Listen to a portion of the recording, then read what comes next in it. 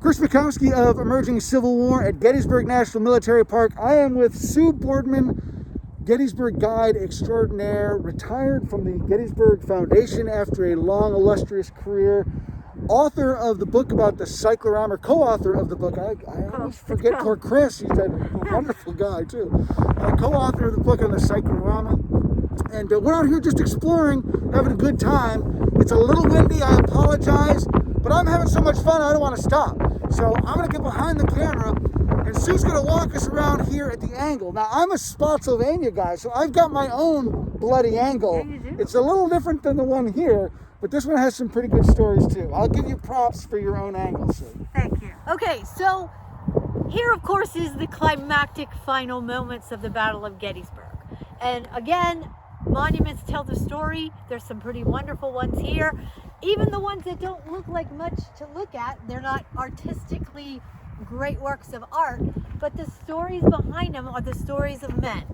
And so this one's interesting because it's a Pennsylvania regiment, enlisted entirely out of Philadelphia, along with several of its sister regiments, all part of the Philadelphia Brigade, all fought here at the angle.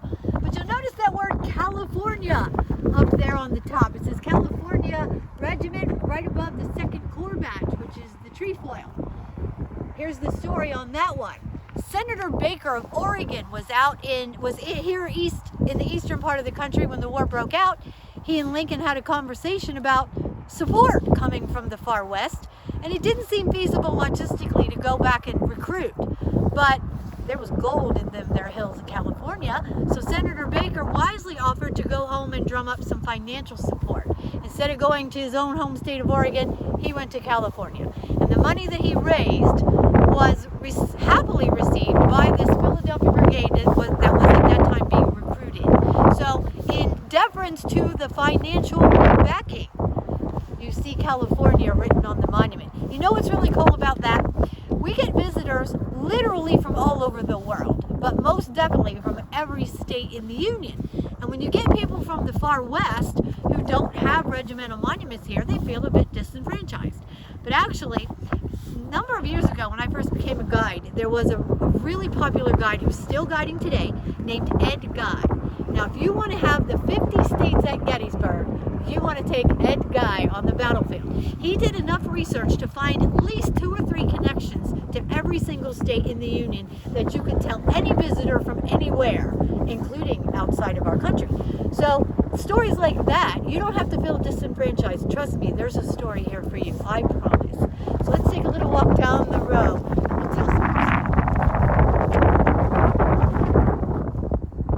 So we're right down the line from the 71st Pennsylvania, the California Regiment. This was one of the sister regiments in the Philadelphia Brigade. It's the 72nd. They were called Baxter Zouaves, as you can see by the uniform he's wearing. And this regiment, this was an interesting story post-battle, but during the preservation in the veteran era of this battlefield. I don't know if all of the viewers know that the initial preservation effort was local citizens and then actual veterans of this battle, all the way up through to 1895. The veterans are the ones that, this is their footprint. These monuments, the marked battle lines, all of that is straight from the horse's mouth, so to speak.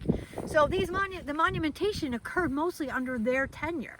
So the 72nd Pennsylvania, during Pickett's charge, was called forth from the reserve line behind me to help patch a hole here in the Union line.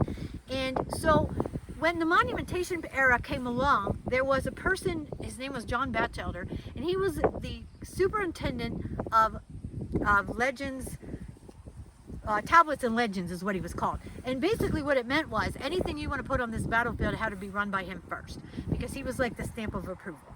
The 72nd, because of their history in the battle, wanted to put their monument here on the front line, right here along the Union breastworks. But the rules of monumentation said you have to put your monument where the battle started, which was back there. Well, given what they had to do here, they didn't think that was fair. So they began to put in a foundation for their monument. And the folks next door there, the 71st, took great exception to that. And they actually sued them in court to get them off the front line. It went all the way to the Pennsylvania Supreme Court, and it took several years to decide in favor of the 72nd Pennsylvania. So here's the 72nd, where they rushed forward and helped plug a good hole in the Union line on the afternoon of July 3rd. Do you want to mention the 72nd's contingency plan for their court case? Yes, thank you for reminding me. So 1893-4, there was a local commercial entity, it was an electric trolley company, that wanted to run an excursion line straight through the battlefield, and they got the, the blessing of the folks in town, because they said, it would benefit them. So they ran a line all the way down the Emmitsburg Road and down below the peach orchard and down through the edge of the wheat field, all the way around Devil's Den. And for a while it ended, it connected to another excursion train that came back up through. And then it ended in Little Round Top because there was a park down there.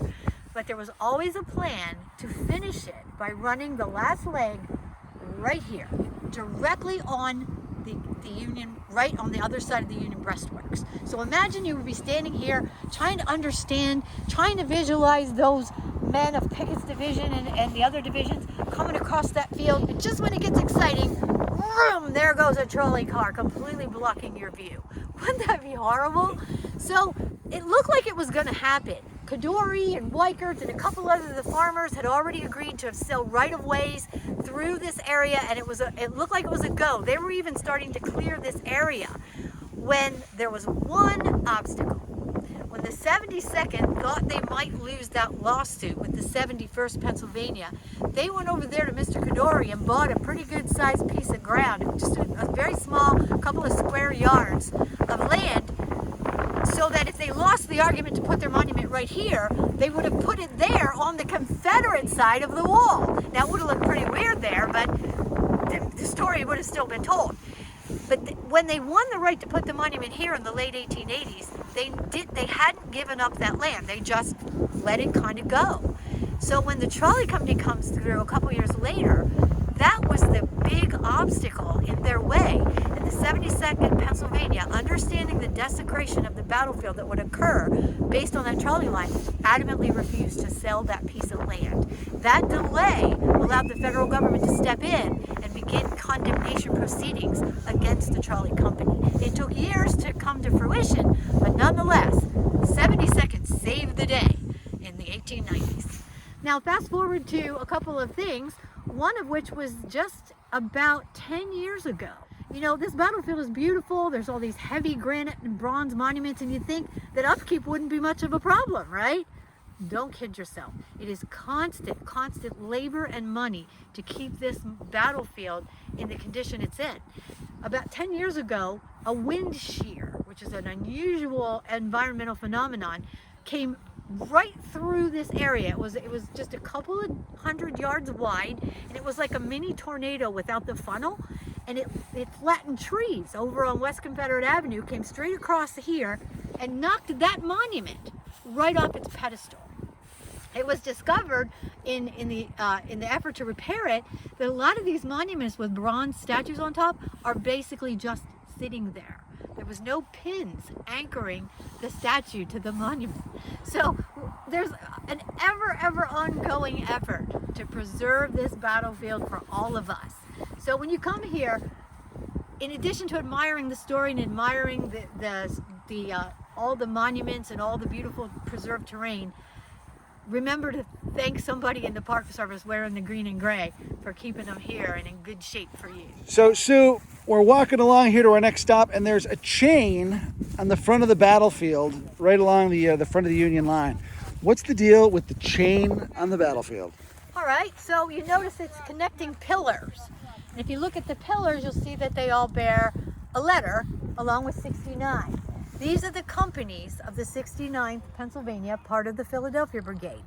The whole point, the symbolism, and again, there's symbolism on every one of these monuments. The symbolism here is the unity with which they fought when men of Kemper's Brigade broke through here, and they were forced to kind of surround them and keep them from a serious breakthrough and penetration into the Union line. So it's showing you that even though regiments at times can function independently, for the most part, for a regiment to be strong and to be good, they need to act in concert. And this is showing you that unity of these companies in this regiment. It's a great kind of lesson. I love to use it for my leadership tours. When I talk about companies who suffer siloing, where each department thinks that they're the one that runs the whole ball of wax.